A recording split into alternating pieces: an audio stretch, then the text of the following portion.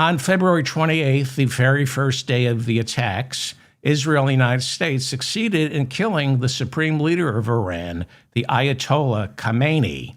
Over the weekend, the Assembly of Elders, made up of 88 Iranian religious leaders, picked Khamenei's successor, and they chose his son, Mojtaba Khamenei, to be only the third supreme leader of Iran since the Shah was toppled in 1979.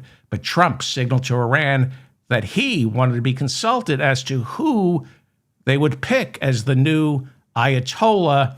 He warned that Mojtaba Khamenei was, quote, a lightweight who wouldn't be able to bring peace and harmony to the region. Israel said of the new leader, we're going to kill him. That's basically what they said. If we don't like him, we're going to kill him. We don't like him, we're going to kill him.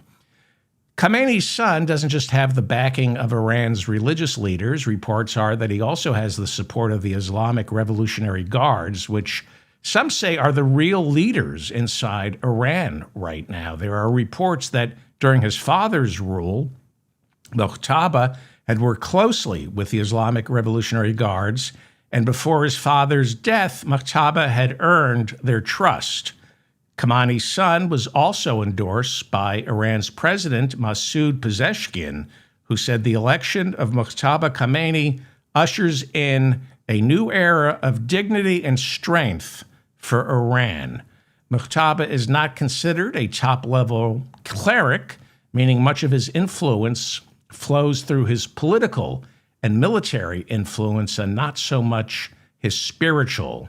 He is considered a hardliner, just like his dad, meaning he will not back away from his antipathy towards modernization and, of course, the West.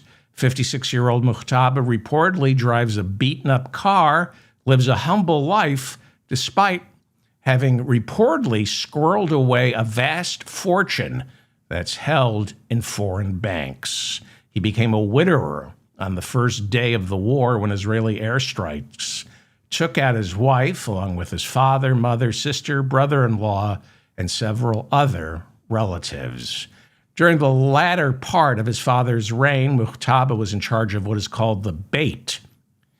It's comprised of roughly 4,000 members of Iran's Islamic Revolutionary Guard, as well as Iran's judges, leading media figures, and intelligence services. The Beit serves as the nexus between the supreme leader, that would be the Ayatollah, and the day-to-day operations of the Iranian government, as well as its national security state. Mojtaba is also reportedly a veteran of Iran's bloody war with Iraq that ran from 1980 until 1988. He also helped orchestrate the deadly crackdown on protests throughout his father's rule. In retrospect, he now seems like the natural and logical pick to succeed his father, although his elevation to supreme leader was never guaranteed until it was announced. On news of the Ayatollah's son rising to power, Donald Trump said he was not happy who the Council of Elders ended up picking. What we're seeing right now is Iran not showing any signs of capitulation. Obviously, this is the biggest threat to the Iranian regime since it toppled the Shah in 1979. The government right now is committed to keeping Iran whole, not tolerating any sectarian violence, not tolerating any secessionist moves on the part of the Kurds in the West. And much to the chagrin of the White House, Iran, despite taking a heavy beating and mounting casualties, along with crippling and possibly irreparable hits to its military infrastructure, Iran, standing alone on the world stage with no real co-belligerents, Iran continues to fight on. What we're also not seeing is what Trump called for the second his bombing campaign began on February 28th, and that is for the Iranian people to rise up and topple the Iranian regime.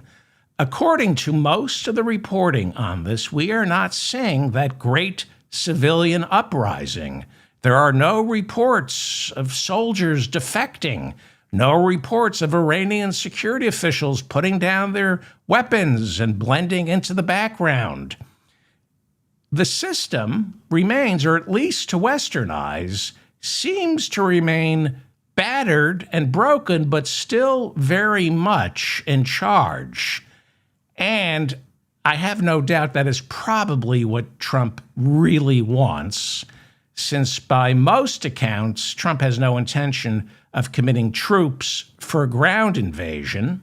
And without American soldiers serving as an occupying force, there's absolutely no way to install new pro-American leadership in Iran.